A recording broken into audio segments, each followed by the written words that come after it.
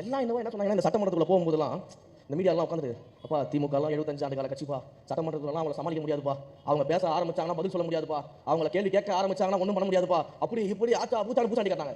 நாங்களும் விடிய விடிய எல்லாத்தையும் படிச்சு பாராட்டி பார்த்து சட்டமன்றத்தில் போறோம். சரி, என்னதான் ஆக்கப்பூர்வமா கேள்வி கேட்கறாங்க, கேட்கறோம், நம்மளால முடிஞ்ச வரைக்கும் பதில் சொல்லுவோம் அப்படின்னு சொல்லி எங்க அமைச்சர்கள் தயார் பண்ணிட்டு உள்ள போறோம். உள்ள போய் என்னதான் பேசுறாரு எதிர்கட்சி தலைவர், என்னதான் சொல்றாருன்னு பார்த்தா, மாண்புமிகு பேரவை தலைவர் அவர்களே, ஆளுங்கட்சி பேசுறாங்க, நாங்களும் பேசுறோம், நீங்க ரொம்ப நல்லவர், எல்லாத்தையும் வந்து நீங்க வந்து பதிவேட்ல இருந்து நீக்கிறேன்னு சொல்லிடுறீங்க, ஆனா எல்லாம் லைவ்ல போயிடுது, உங்க ஆளுங்க ரீல்ஸ் போட்டு எங்களை கலாச்சிட்டு இருக்காங்க. நீங்க அவை குறிப்பில இருந்து நீக்கிறீங்க, இவங்க இன்ஸ்டாகிராம்ல ஏத்திடுறாங்க, ட்விட்டர்ல ஏத்திடுறாங்க, நான் வீட்டுக்கு போய் பார்த்தா எல்லாம் மீம்ஸ் போட்டு வச்சிருக்காங்க என்னை பத்தி அப்படின்ட்டு சட்டமன்றத்தில் வந்து அவன் புலம்பிட்டு இருக்காரு, அழுகுறாரு, லிட்டரலி அழுகுறாரு.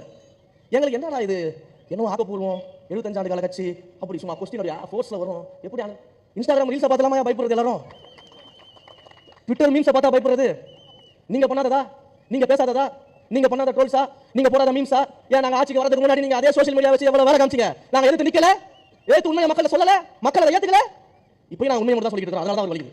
இதுல வேற எல்லாரும் வந்து பதில் சொல்லுவாங்கன்னு பார்த்தா முதலமைச்சரை பார்த்து பாட்டு பாடுறாங்க, பாட்டு பாடி வாழ்த்து சொல்லிட்டு இருக்காங்க. எனக்கு சூப்பர் சிங்கர் ஷோ மாதிரி இருக்குது, நினைப்பெல்லாம் சினிமா மேலே என்ன சூப்பர் சிங்கர் ஷோ மாதிரி தான் இருக்கும், அரசியல் மேல இருக்கணும், மக்கள் மேல இருக்கணும், மக்கள் நலன் மேல இருக்கணும், தொகுதி மேல இருக்கணும், அதெல்லாம் இருந்தா சூப்பர் சிங்கர் மாநாடு மயிலாடு அதெல்லாம் ஞாபகத்துக்கு வராது சட்டமன்றத்தில். சரி, அப்படியே இவங்க இப்படி பேசுறாங்க, இவங்க காலத்துல என்ன பண்ணிருப்பாங்க, அந்த பழைய சட்டமன்ற வீடியோ எடுத்து பார்த்தா நம்ம நாட்டில பரவாயில்ல கொஞ்சம் அழகா பாட்டு பாடுறாங்க, இவங்க பாடுறத காது கொடுத்து கேட்க முடியல, கண்டமேனிக்கு கத்திக்கிட்டு இருக்காங்க.